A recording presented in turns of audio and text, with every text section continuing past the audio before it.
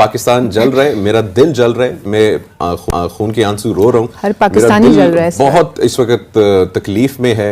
जब से मैं आया हूँ मेरे तो मेले ही यहाँ पे लगे हुए हैं, तो I am very happy coming to India. हर पाकिस्तानी इस वक्त परेशान है कि हमारा मुल्क किस तरफ जा रहा है।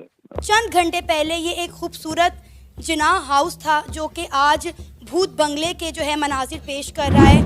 आप देखें कि कितना गुस्सा था, कितना अंगार था उन लोगों के अंदर कि उन्होंने घर को कितनी बुरी तरह जला दिया। अफगानिस्तान से जिस तरह अमेरिका को भगाया इसी तरह तुम्हारा हाल भी होगा, लेकिन तुमको भागने की जगह अब नहीं मिलेगा। सारे एयरपोर्ट बंद आज से। तो जाहिर है कि एक दिन ये होना था।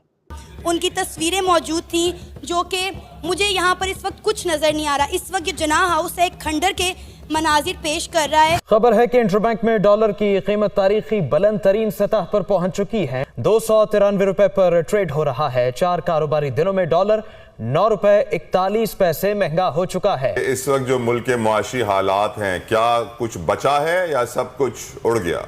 9 मई का दिन एक स्याह बाप की तरह हमेशा याद रखा जाएगा। बाद में मेरी तकरीर के इतने लोगों ने मेरे साथ पिक्चर्स उतरवाई, I felt like a film star.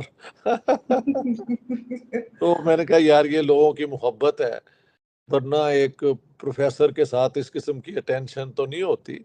But people in India are full of love. तो ये बताइएगा कि पाकिस्तान का इस वक्त क्या इंप्रेशन पड़ रहा होगा दुनिया भर में? इश्ताक अहमद साहब मौजूद हैं और वो मौजूद हैं क्योंकि वो इंडिया में भी आए हुए, एक खास बात है।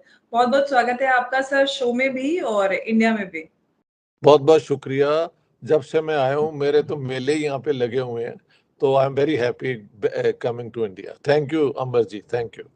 Thank you sir. कैसा लग रहा है आपको इंडिया आके? भारत दौरा आपका चल रहे हैं, अभी आप महाराष्ट्र में।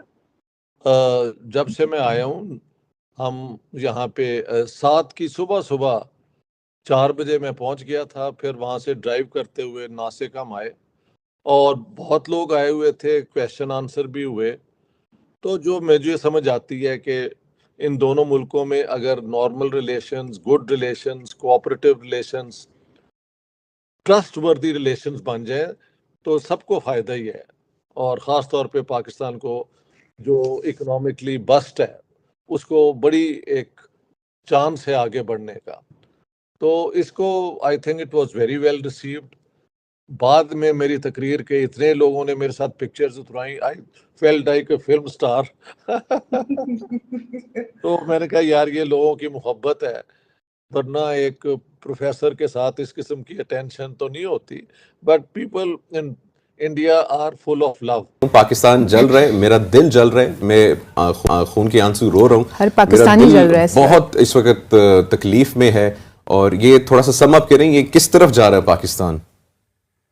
जी बिस्मिल्लाहिर्रहमानिर्रहीम। बहुत शुक्रिया अपने शो में लेने का, और आप दोनों को मेरा सलाम और आपके देखने वालों को सलाम। और ऑब्वियसली हर पाकिस्तानी इस वक्त परेशान है कि हमारा मुल्क किस तरफ जा रहा है।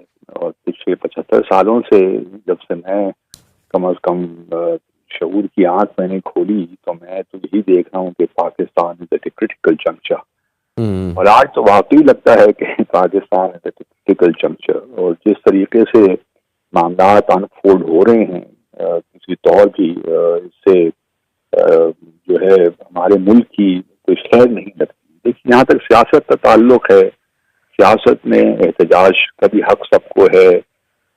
हमने बाहर दुनिया में बिलियन मार्च भी देखे, लोग आते हैं अपना एहतजाज रजिस्टर करवाते हैं और खामोशी से चले जाते हैं। पाकिस्तान में भी अच्छी मिसालें मौजूद हैं। ऐसा नहीं है कि पाकिस्तान में इससे पहले एहतजाज नहीं हुए, इससे पहले भी एहतजाज हुए हैं।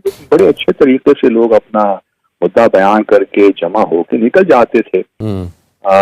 और एक उसका कानूनी पहलू है। जहाँ तक सियासत की बात है, मैं समझता हूँ कि 2 दिन से जो पाकिस्तान में हो रहा है इसको किसी तरह भी कंडोन नहीं किया जा सकता। इस वक्त हम कोर कमांडर के घर के अंदर मौजूद हैं।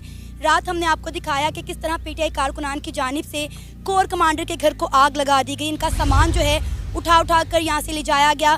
घर के फर्नीचर को, दरख्तों को, गाड़ियों को बुरी तरह से तबाह बर्बाद कर दिया गया। कल रात हमने कोर कमांडर के घर के अंदर आने की कोशिश की, लेकिन यहाँ पर इतना हजूम था पीटीआई वर्कर्स का कि हमने अंदर नहीं आने दिया। इस वक्त हम कोर कमांडर के घर के अंदर मौजूद हैं। यहाँ पर मशीनरी आ चुकी है जो यहाँ से मलबा रिमूव कर रही हैं। देख सकते हैं कि इस वक्त घर की मौजूदा सूरत हाल क्या है। बिल्डिंग पूरी तरह जलकर तबाह हो चुकी है।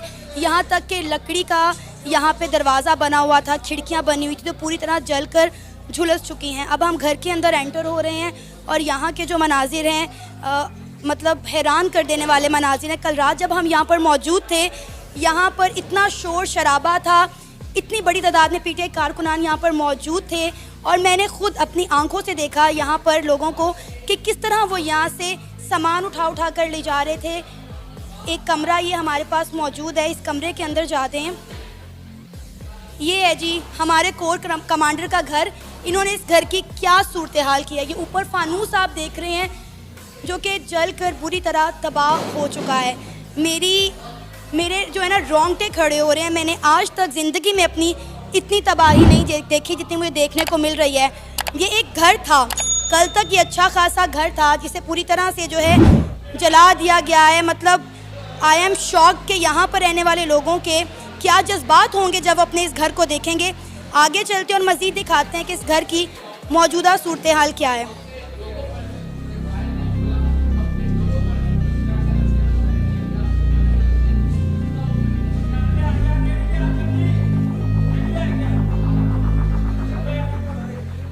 सबसे इंटरेस्टिंग बात यह है कि इस घर का नाम जिन्ना हाउस है। कायद-ए-आज़म मोहम्मद अली जिन्ना की ये रिहाइशगाह थी एक वक्त में, जो बाद में उन्होंने आर्मी को डोनेट कर दी।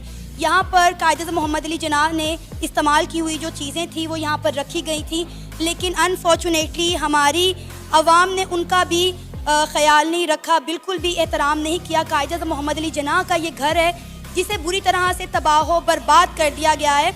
यहाँ पर कायद-ए-आज़म मोहम्मद अली जिन्ना का पियानो मौजूद था, उनकी तस्वीरें मौजूद थी, जो कि मुझे यहाँ पर इस वक्त कुछ